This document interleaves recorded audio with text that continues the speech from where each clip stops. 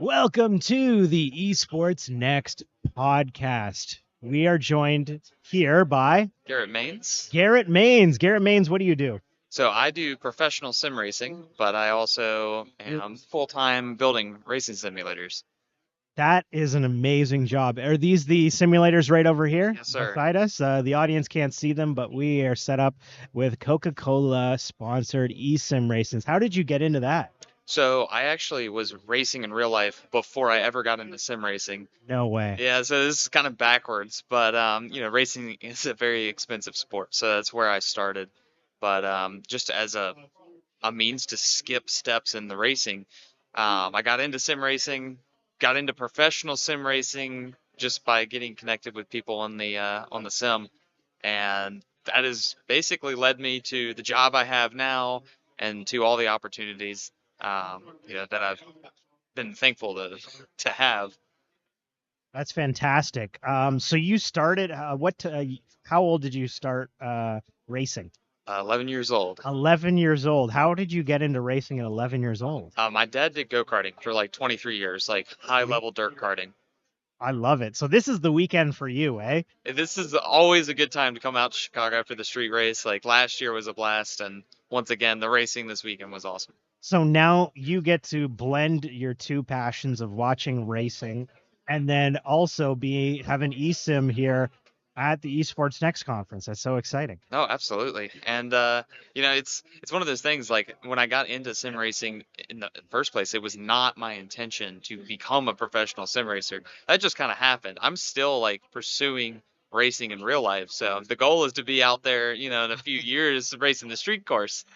So this is a secondary goal that you're living. This kind of just happened. My goodness. But it happened for a reason. And the fact that you can build them probably gives you an advantage with your racing, correct? There's no question. We did the live event at Navy Pier with the Coke Series. Yeah. And I'm not going to say that I had the upper hand per se, because I did not get to practice. I was traveling all week. From the moment we finished our pro race at Nashville, I was on the road from 4 a.m. that morning all the way until we got back for the race in Chicago. But yeah. Other than that, like when I build them, I get access to try all sorts of different equipment. So even though I'm not on my home equipment, I've done some laps on this stuff. So it gives you an extra layer of confidence and comfortability because oh, this isn't working quite right because of the calibration with, the pedal. And if I were to adjust, this slightly, then it would feel a lot more natural. So means you can calibrate your own rig to specifically be to what you want it to be to race the best you can? So it's funny you mentioned that, because I didn't even think about that aspect of it. There's definitely, since I started this job, I learned a lot of the technical side that I did not know before. Like, to put in perspective just how computer illiterate I was, I did not know how to seat RAM. We were out to lunch on the technical side when I started, but just by being around it, being exposed to it, being around people that knew what they were doing, I learned all of that stuff. And now, as you were saying, I can adjust, the pedals and the wheel and I know the software for all of these different brands on how to get it exactly like it's supposed to feel. And when I was there, I was the guy that, some of the other drivers were like, hey, if I want this to feel more like my sim at home, how do I adjust this? Where's the settings for, these different features that, maybe that weren't default? That's so cool. Amazing. How old are you now? I just turned 23 Saturday. 23, young pup, living his dream. When did you start? What age were you when you got became a pro sim racer? So I've been doing this since 2019. So I guess I just turned 18. 18. You're way ahead of the game. At 18, I was like, what do? I don't know. I'm hoping I can pursue my passions, and I eventually did, but I wasn't working at a pro level at 18. That must give you a lot of street cred, pun intended, with your friends. I mean, it's one of those things everybody that I was around at the time, the goal is to make pro. When you get to the level on sim racing where you're It's called top split. It's like if you were playing skill-based matchmaking, esports titles, you are in the elite group that plays the best that are on. You Yeah. know, um, you start to know the people that you're playing against, that you're racing against, and it's a pretty small world. Like everybody that does iRacing, for example, like there's a large portion of them that are connected in the racing community, and so you get on these teams, you get associated with people that everybody's common goal is like, we want to make pro. This is the steps to get there, and I mean, it was definitely a really cool experience to go through that with the group, make it to that level, because I actually did rallycross first, and so that was like my first experience for it. And I got connected with an oval team later, and now I'm here. That's fantastic. It's amazing that you are. I'm so glad that it's working out for you. What do you want to do? I guess you do want to get to pro in the future. How are you going to get there? Well, the answer to that is money. Money? Yeah, it's always. Funding is a big part of motorsports in general. Like, that's always there's a financial barrier to every level of racing. You have to have the sponsorship, you have to have the backing to go to the next level. Obviously, you got to have the talent too, and that's kind of that's where I'm at. Like that's what I got into sim racing for. I actually got the opportunity to drive BMW sports cars at VIR last year, and right away I was like, you know what? I might actually want to go this avenue with it because there's a much larger skill gap when you go road course racing.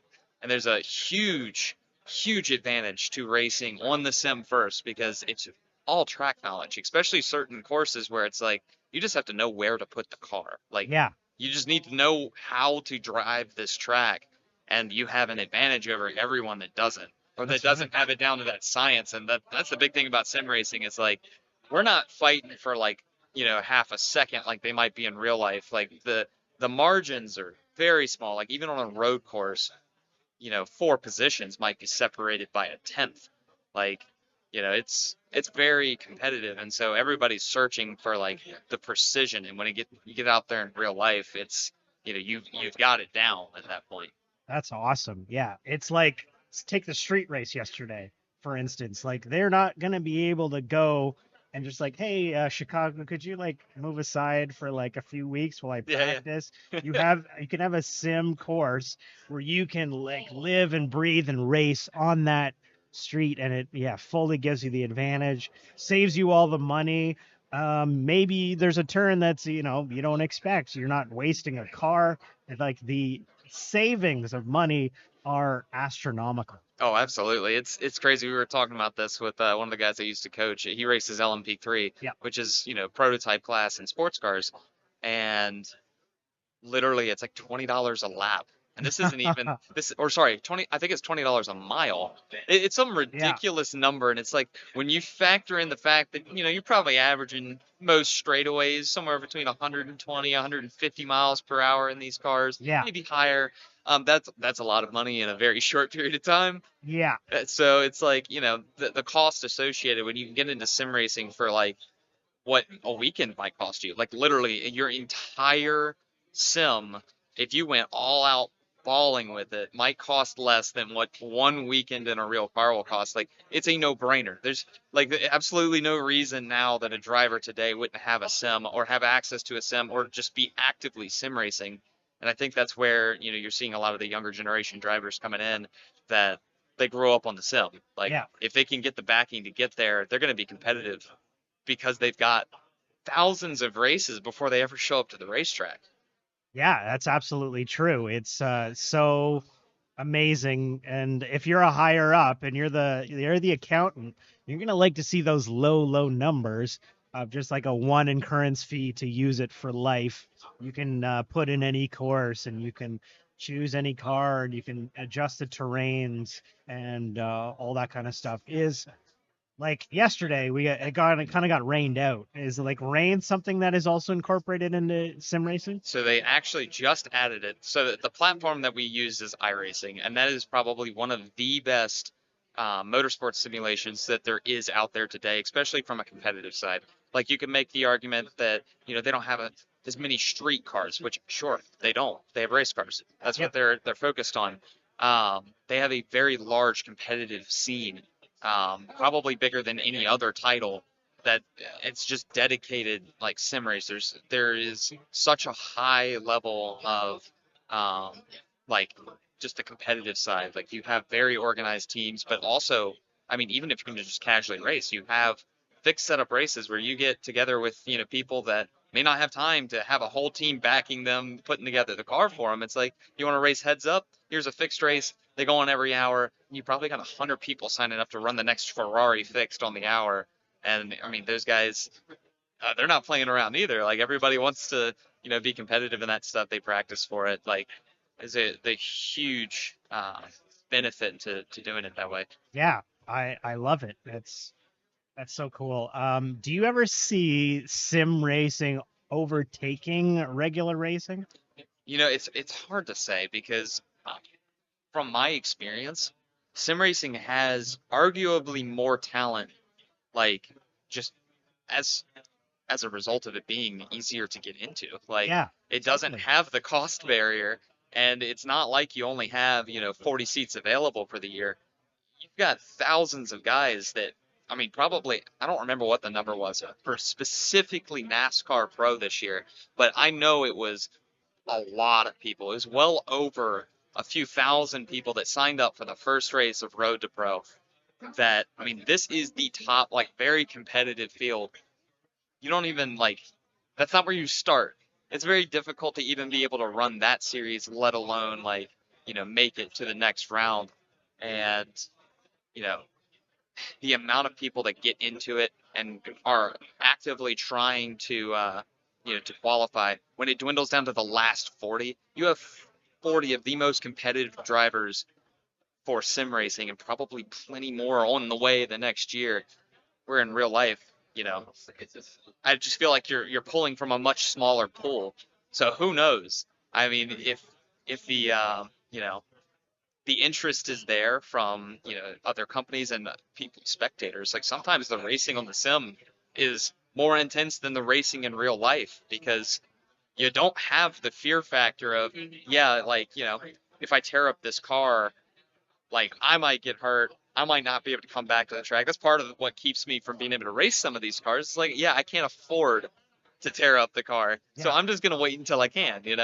Um, you get some crazy moves on the sim. Like if you watch one of our super speedway races, we're 3 and 4 wide the entire time, and we might go green for a very long time. But you see that in real life, they single file out for like the majority of the race because they all Yeah. have like a unsaid rule that it's like, yeah, we want to You could chill. die. Yeah, we want to chill for a while because we don't need to do this the whole time. We want to finish. Yeah.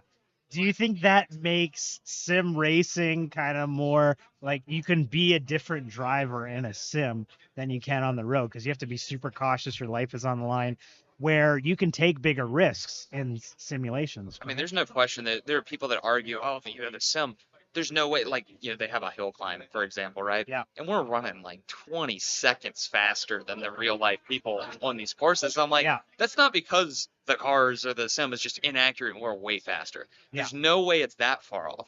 Yeah. It's just you would never, like, nobody in their right mind, like Travis Pastrana, is not going to hold it wide open over this jump. Yeah. It's just not happening Yeah. Yeah. because, probably 9 times out of 10, I hit the trees. But if you're willing to put it on the line and like take the risk, there's some corners that your life isn't on the line. So you get real close to those trees and take your chance. Like there's definitely a whole nother level of competition just because like you're searching for every last hundredth or thousandth of a second. Where in real life, like the margins that you're searching for are much larger. You don't get as much time. In NASCAR Cup racing, sometimes it's literally like it's between 20 minutes to an hour of practice from when you roll off the trailer, and you better have your stuff together by then.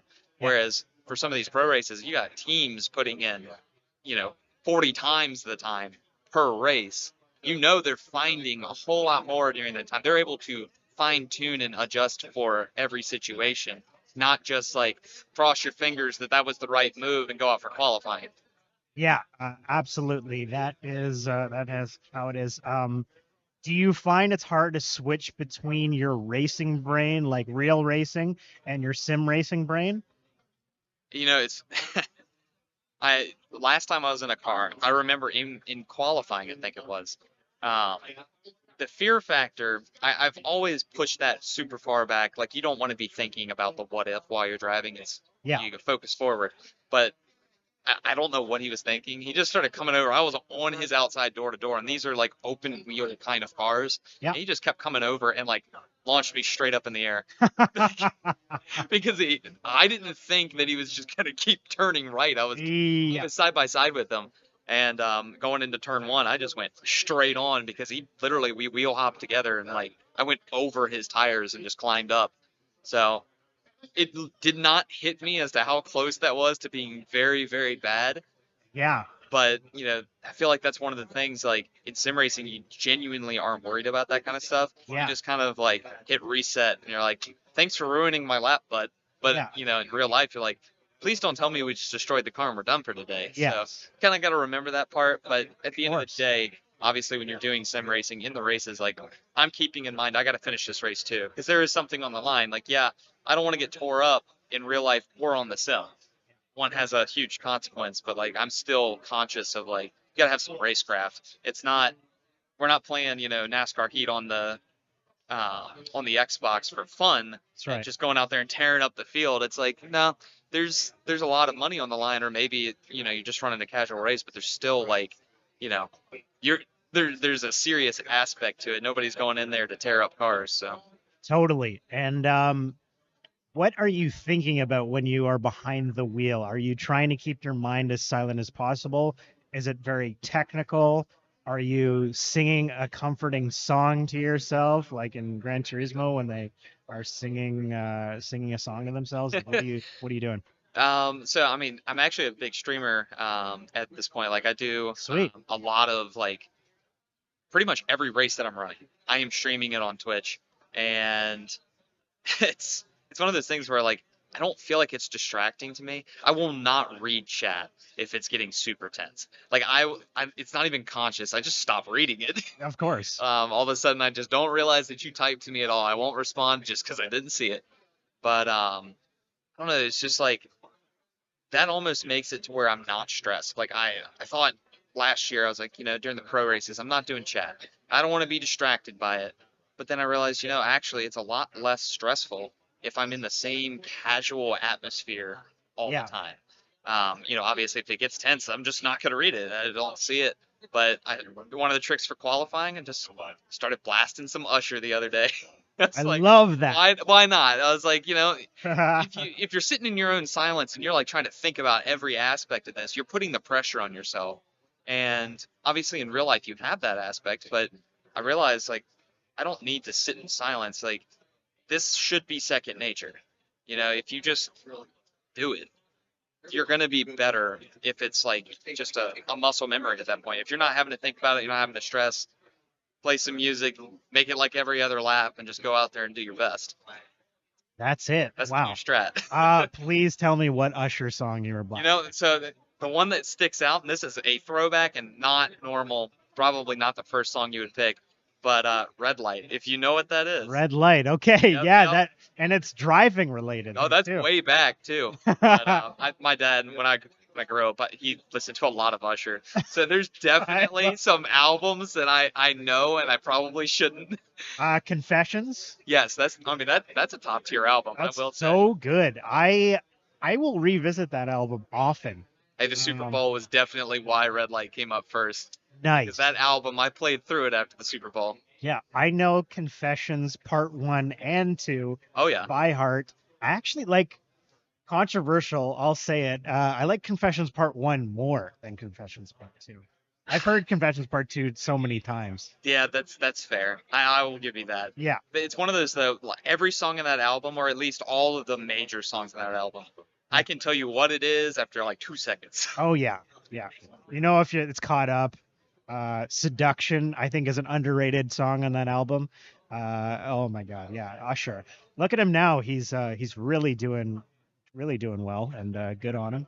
But yeah, I love how this took a turn. Yeah, you wouldn't expect that. Yeah, Usher. No, I was hoping. I was like, please tell me he just like listened to the song, and it's like not something you would expect. Not at all. So you gave me everything I wanted. Please, thank you.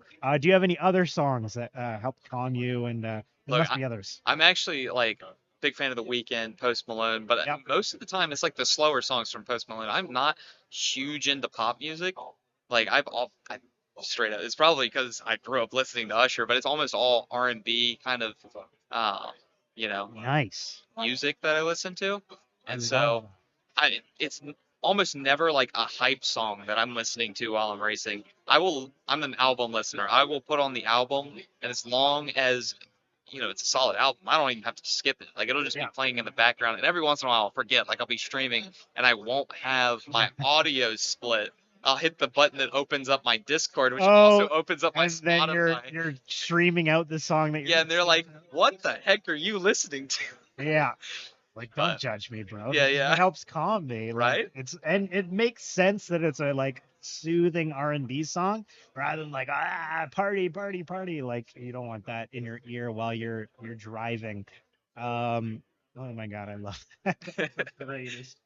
Wow, we've covered so much. What are some of the roads, pun intended, that you're gonna take to get back to regular racing? So I got very fortunate. The company I work for, SimSeats, they bought a Spec 30 last year, I think, and that's a BMW. It's a pretty popular class for like road course racing, um, and so I got to drive that couple times. Actually, I guess I only drove that car one time for a track day, and we had like I was racing or doing hot laps with Anthony Alfredo, and Zach, the owner of SimSeats, is actually one of the instructors, and he's driven VIR for years.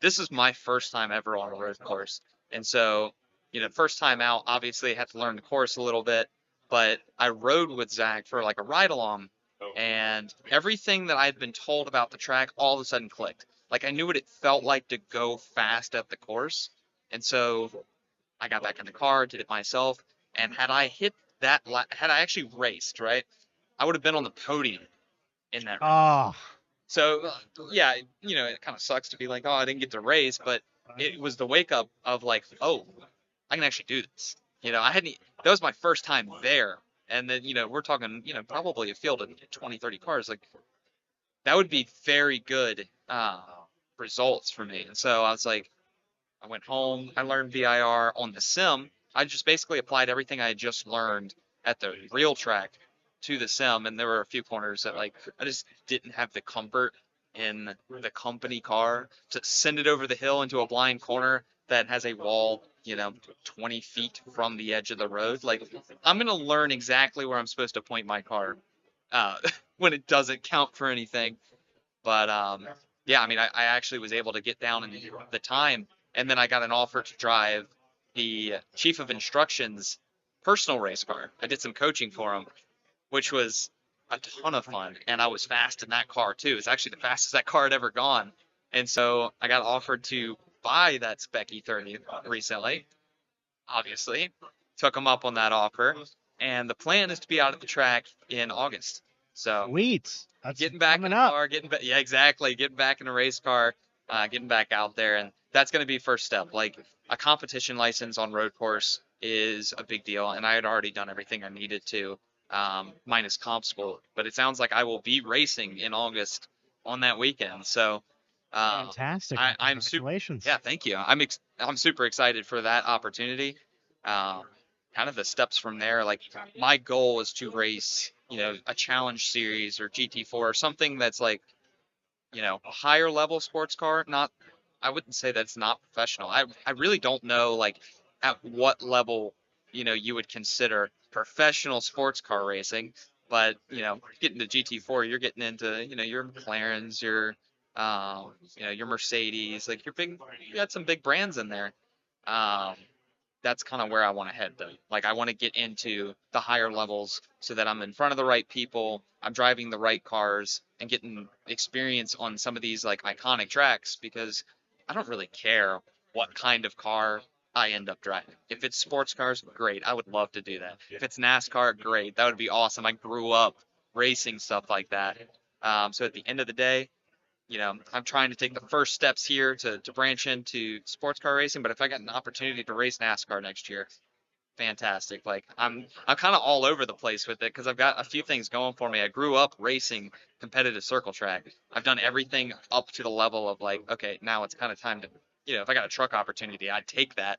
Right? If I Yeah. got an ARCA opportunity, I'd take that. Like we're just at a point of like, if I got the funding to do it, let's go do it. I love it. Wow, you've accomplished so much by 23. The sky is the limit for you. One last question. Who is your guy in racing? Who's your favorite?